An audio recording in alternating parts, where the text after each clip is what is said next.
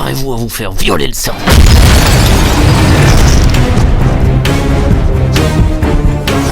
Mais pourquoi on peut pas se téléporter, bordel? Et pourquoi il peut y avoir des incendies dans Bob l'éponge alors qu'ils sont censés être sous l'eau? Mais franchement, ça serait pas cool de pouvoir se téléporter, d'aller voir votre pote qui habite à Pétaouchnok sans avoir à vous taper les 8 heures de trajet en train, et surtout sans avoir à entendre les...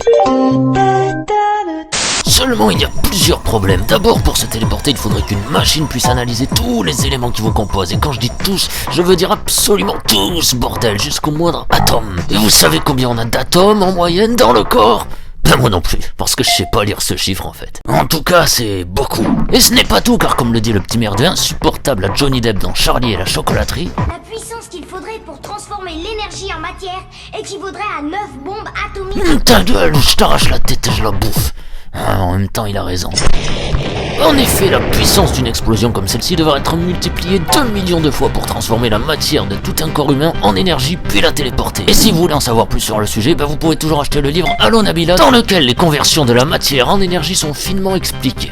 Non, je déconne, surtout n'achetez pas ce livre maudit, ne le faites pas, ne faites pas les mêmes erreurs que moi. Bref, et bien même avec ça, il faudra être sûr qu'à l'arrivée, vos atomes arrivent bien dans l'ordre, putain. Regardez par exemple ce babouin, ok? Imaginez que ce soit vous, ce qui doit pas être trop difficile. Et bien dans cet extrait tiré du film La Mouche de 1986, cet enculé de singe va être désintégré. Puis réintégré ici. Ceci est donc une téléportation, sauf qu'à l'arrivée, ces atomes vont être mal réassemblés, et du coup, ça donne ça. Ça a l'air super bon. C'est maman qui a tout fait. Donc je récapitule, il faudrait d'abord arriver à scanner et mémoriser chaque particule de notre corps, générer une puissance de fou à chaque trajet, puis s'assurer de tout réassembler correctement au point d'arrivée. Et voilà, si on arrive à respecter tout ça, on devrait en effet être capable de pouvoir se téléporter. Ah, il est plus là les gars, arrêtez de continuer à regarder comme des cons. Alors j'oublie un dernier problème. Problème qui nous est d'ailleurs très bien expliqué dans la série Breaking Bad. C'est bon, y a aucun spoiler dans l'extrait que je vais passer, alors venez pas me péter les couilles. Whatever. What do you think all those sparkles and shit are? Transporters are breaking you apart, man, down to your molecules and bones. They're making a copy. That dude who comes out on the other side, he's not you. He's the color Xerox. So you're telling me every time Kirk went into the transport, he was killing himself? So over the whole series, there's like 147 Kirks. At least. Il est pas con ce Skinny Pete. Regardez, en effet, si on admet que vous êtes chez vous et que vous avez 2 téléporteurs, vous en prenez un, vous arrivez à l'autre, logique. Sauf que ce n'est pas vraiment vous qui arrivez, mais un vous 2.0, parce que l'ancien vous a été désintégré afin d'en créer un nouveau, chose que ni vos proches ni le nouveau vous ne remarqueront. Enfin, oh merde, ça devient trop compliqué ces conneries. Je vais me mettre un petit coup de Rambo pour détendre l'atmosphère.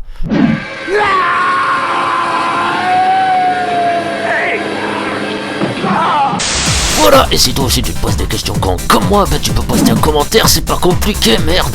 En plus comme ça, moi je serais très heureux de te répondre dans la prochaine vidéo. Enfin, du moment que ton commentaire est sur YouTube, Facebook ou MySpace. Non, je déconne, je lui pisse dessus à MySpace.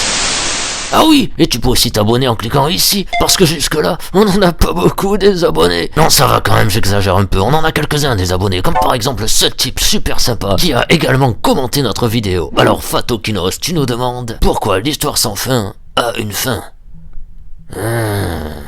Pas mal, mais tu parles de l'histoire sans fin, le film, le livre, le dessin animé? Oh putain, ce dessin animé. Je le regardais souvent quand j'étais petit, même que je détestais lui. J'avais envie de le brûler et de l'enculer juste après. Mais ça, mes parents, ils me disaient qu'il fallait pas trop que je le répète. Bon, sur ce, je dois me suicider. Encore merci de regarder nos vidéos chaque semaine et d'ici à la prochaine, à plus. Bitch!